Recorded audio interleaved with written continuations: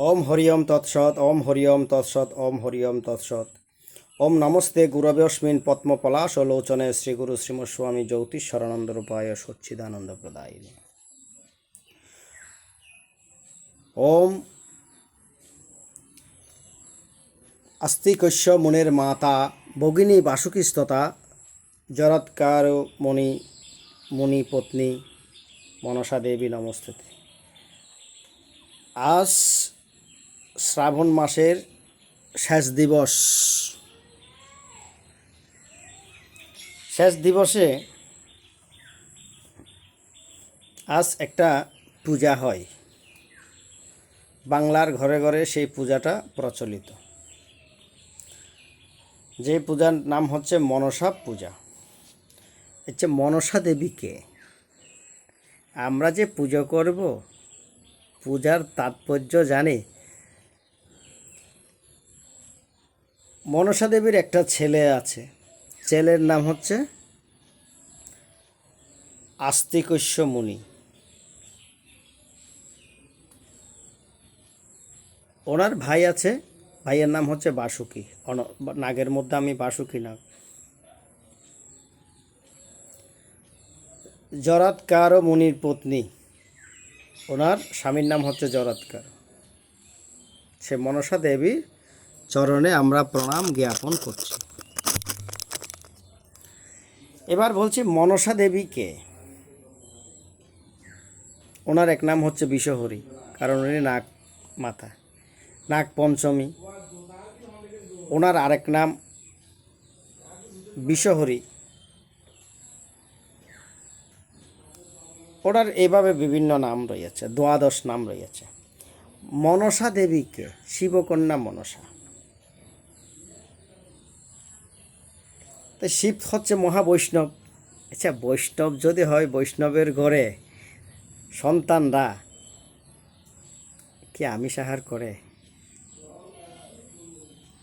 আমরা তো সেটা জানি না। মন যোগ আশা, তার নাম হচ্ছে মনসা। তো মনের আশাটাকে ভগবানের চরণে, মায়ের চরণে অর্পণ করার নামে হচ্ছে মনসা পূজা। মানে পূর্ণভাবে জানা। আমরা কি পূর্ণভাবে জানতে পেরেছি? কয়েকদিন পূর্বে দেখলাম যে যত বড় ছাগল নিতে পারে সেটা নিয়ে দৌড়াদৌড়ি করছে। অনেকে আবার রেফারেন্স দিচ্ছে বিভিন্ন সংহিতা। আচ্ছা, মনসা পুরাণ, পদ্ম পুরাণের মধ্যে সেই কথাটা সেখান থেকে বের করে, কিন্তু সেটা না। আপনারা দেবেন কোত্থেকে রেফারেন্স?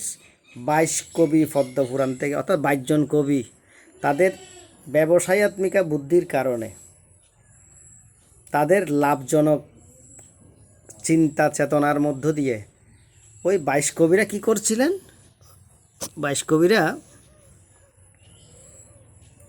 যে বিভিন্ন পশু বলির কথা উল্লেখ করে দিয়েছেন পদ্মপুরাণের কথা, কিন্তু আসল তত্ত্বে সেটা নয়।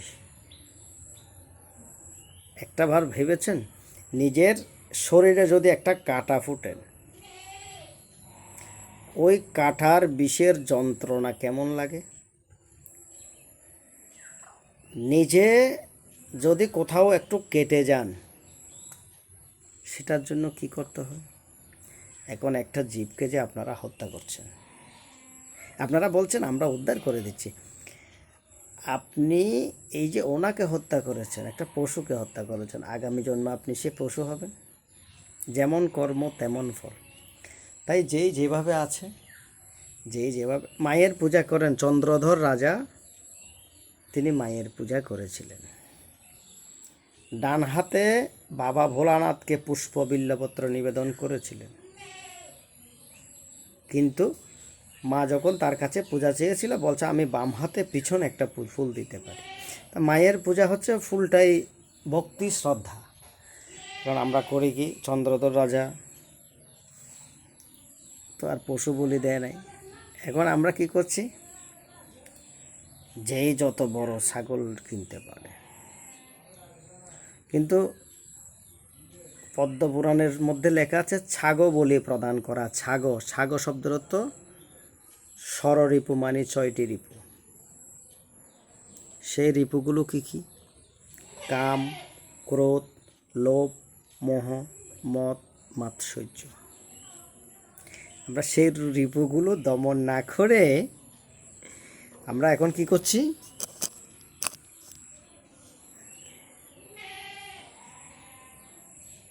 কেউ ছাগল, কেউ ভেড়া, কেউ হরিণ, কেউ কচ্ছপ, কেউ হাঁস ইত্যাদি বলি প্রদান করছে।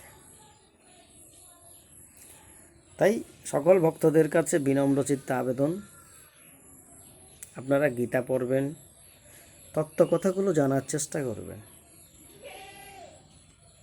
সাত্ত্বিক ভাব গ্রহণ করবেন,